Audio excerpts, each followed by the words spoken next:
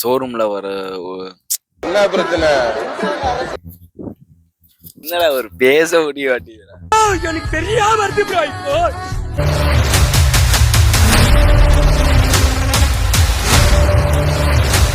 ஸ்டீஃபைல் எப்படி இருக்கீங்க? நல்லா இருப்பீங்கன்னு நினைக்கிறேன். இன்னைக்கு வந்து பாத்தீங்கன்னா நம்ம எம்டி பைக்கோட 5th சர்வீஸோட காஸ்ட் தான் பார்க்க போறோம். அதாவது ஷோரூம்ல விட்டா பெஸ்ட்டா இல்ல வெளியே விட்டா பெஸ்ட்டா அப்படின்ட்டு எனக்கு தெரியல.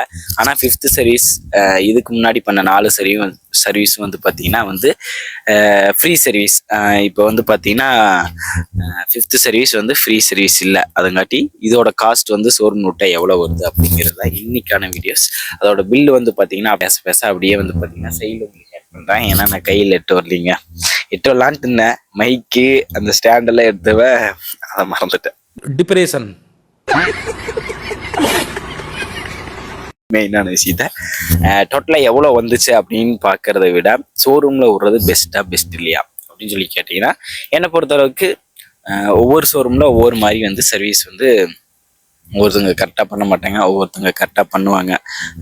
அதே மாதிரி வந்து 5th சர்வீஸ் ஃப்ரீ சர்வீஸ் முடிஞ்சதுக்கப்புறம் நீங்கள் எந்த ஒரு ஷோரூம்லேயோ வெளியே விடும்போது, ஷோரூமில் குறிப்பாக வெளியே வேண்டாம், ஷோரூமில் விடும்போது நீங்கள் ஜென்ரல் சர்வீஸ் மட்டும் பண்ணணும்னா ஜென்ரல் சர்வீஸ் மட்டும் பண்ணால் போது, மற்றபடி வேறு எதுவும் டச் பண்ண வேண்டாம் அப்படின்னு சொல்லிடுங்க. ஏன்னா நான் வந்து ஜென்ரல் சர்வீஸ் மட்டும்தான் பண்ணேன், மற்றபடி வேறு எதுவுமே வந்து நான் டச் பண்ண சொல்லலை. ஏன்னா வந்து ஷோரூமில் வந்து அதில் பில் தீட்டுறதுக்கு வந்து பார்த்திங்கன்னா ஏகப்பட்ட சான்சஸ் இருக்குது. அதுங்காட்டி வந்து பார்த்திங்கன்னா நம்ம வெளியே நமக்கு என்ன போச்சோ அதோட ஸ்பேர்ஸ் எல்லாம் வாங்கிட்டு நம்ம வெளியே மாட்டுறது வந்து ரொம்ப நல்லது. அதுங்காட்டி ஷோரூமில் விடுற பட்சத்தில் ஜென்ரல் சர்வீஸ் மட்டும், வேறு எதுவும் சேஞ்ச் பண்ணாமல் ஜென்ரல் சர்வீஸ் மட்டும் நான் விடலாம் அப்படின்னு சொல்லிட்டு எனக்கு ஒரு மைண்ட் செட். ஆனால் இப்போது ஷோரூமில் ப்ரைஸ் எவ்வளோ வந்துச்சு அப்படின்னு பார்த்தீங்கன்னா 1770 பக்கம் வந்துச்சு. அவங்க 1650 பக்கம் ஆகும் அப்படின்னு சொல்லிட்டு சொன்னாங்க. அது போக 1770 டேக்ஸ் வந்து பார்த்தீங்கன்னா 135 ரூபா வந்து டேக்ஸ் வந்துச்சு. அப்படி இப்படின்னு பார்த்தா அவங்க சொன்ன கணக்கை விட வந்து பார்த்தீங்கன்னா ஒரு 15 ரூபா வந்து எவ்வளவோ ஜாஸ்தி வந்துச்சு. கரெக்டாக அதை பற்றி தெரில.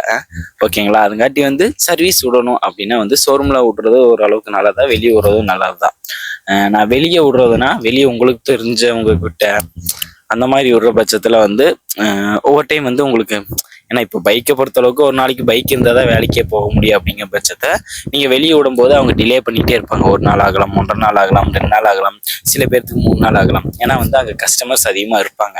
அதுங்காட்டி வந்து அப்படி கூட இருக்கலாம். அதே மாதிரி நான் ஷோரூமில் விடுற பட்சத்தில் நான் வந்து மதியம் 12:45 12:30 போது பைக் விட்டேன். ஈவினிங் பார்த்தீங்கன்னா வந்து 6 o'clock அவங்க கால் பண்ணிட்டாங்க. நான் 7 o'clock பக்கம் வந்து பார்த்தீங்கன்னா போய் வண்டியை வந்து நான் இட்டு வந்துட்டேன். எனக்கு கொஞ்சம் பெஸ்ட்டாக தெரிஞ்சிச்சு. அதே மாதிரி சர்வீஸ் எல்லாமே கொஞ்சம் பெஸ்ட்டாகவே பண்ணியிருந்தாங்க.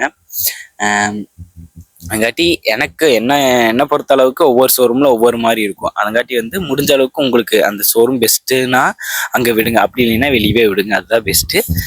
அதே மாதிரி 5th சர்வீஸோட காஸ்ட் பில்லெல்லாம் அப்படியே போட்டேன். நான் வெறும் ஜென்ரல் சர்வீஸ் மட்டும் தாங்க பண்ணேன். வண்டி பலன்னு இருந்தால் இப்போ லைட்டாக அதுக்காயிட்டான்.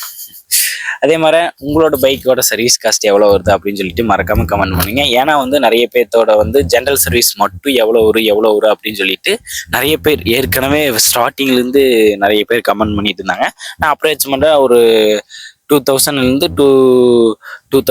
2500 வரும் அப்படின்னு சொல்லிட்டு நான் வந்து ஒரு பேசிக்காக நான் சொல்லியிருந்தேன். ஆனால் ஜென்ரல் சர்வீஸ் மட்டுமே வந்து ஷோரூமில் விடும்போது ஒரு 1800 பக்கம் தான் வருதுங்க. அதே மாதிரி ஒரு 2000 கூட வரலாம். ஏன்னா வந்து நான் 5th சர்வீஸில் வந்து ஜென்ரல் சர்வீஸ் மட்டும்தான் பண்ணேன். 5th சர்வீஸ் பண்ணும்போது வந்து பார்த்தீங்கன்னா என்னென்ன சேஞ்ச் பண்ணணும் அப்படின்னு பார்த்தீங்கன்னா ரேடியேட்டர் கார்டு, அப்புறம் வந்து பார்த்தீங்கன்னா ஸ்பார்க் கேபிள் அதெல்லாம் மாற்றணும். மித்தபடி பைக்கோட மெயின்டெனன்ஸ் பற்றி நிறைய வீடியோஸ் நம்ம போட்டிருக்கோம். அதெல்லாம் வந்து பார்த்தீங்கன்னா டிஸ்கிரிப்ஷனில் வைக்கிறேன். இருந்தாலுமே வந்து அடுத்ததாக ஒரு வீடியோ வந்து பார்த்தீங்கன்னா பைக்கோட மெயின்டெனன்ஸ் அதை பற்றி நான் சின்னதாக விஷயம் தெரிஞ்சுக்கிட்டு ஒரு 2-3 நாள் கழிச்சு அந்த ஒரு வீடியோ வந்துடும். நம்ம சேனலை சப்ஸ்கிரைப் பண்ணால் பார்த்துருந்தீங்கன்னா மறக்காமல் சப்ஸ்கிரைப் பண்ணி பில் பட்டன் தட்டி வச்சுங்க. அதே மாதிரி நிறைய பேருக்கு ஷேர் பண்ணி விடுங்க உங்களோட ட்ரீம் பைக் என்ன அப்படின்னு சொல்லிட்டு மறக்காமல் கமெண்ட் பண்ணுங்கள். Love you so much.